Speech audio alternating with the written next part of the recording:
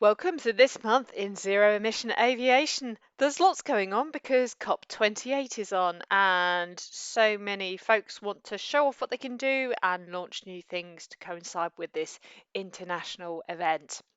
Let's unpack it. The Airport Carbon Accreditation ACA program launched their Level 5 Net Zero just at COP. This applies to those airports achieving the highest level. This is for scopes 1 and 2 of emissions, and also a commitment to help scope 3. This will be the actual airlines that fly there. But really, the active stuff relates to the scopes 1 and 2. The remaining emissions, once they've achieved 90% reduction, have to be achieved by carbon offsetting using only removals projects. For removals right now, we're probably thinking about afforestation and nature-based solutions. Going forward, all sorts of nascent technologies will deliver, carbon capture and storage being just one of those. With lots of publicity, Virgin Atlantic flew across the Atlantic in a 787 using 100% sustainable aviation fuel, or SAF. So that's it. Big fanfare. We're all done here. No, only joking. You can't win the Freedom Flight Prize by using SAFs. That's kind of cheating. What we think it will be one way is a combination of hydrogen either being burnt directly or being used in a fuel cell.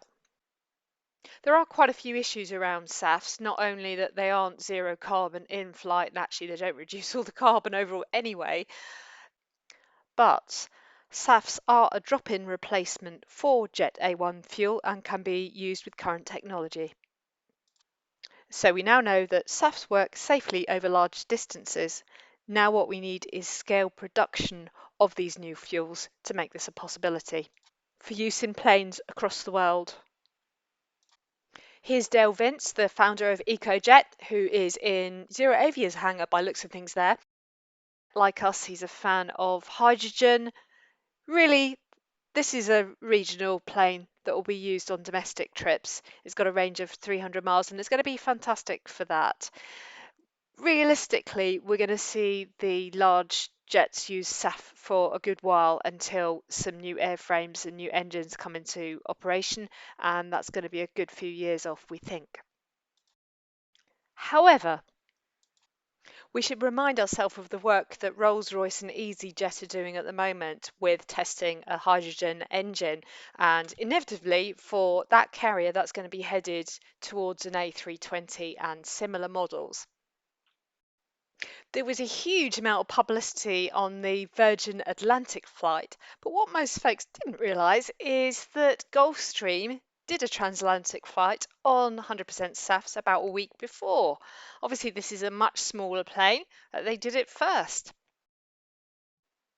Freedom Flight Prize does expect the first hydrogen flights across the Atlantic to come from these size of jets. So it will be interesting to see how that all develops over the next few years.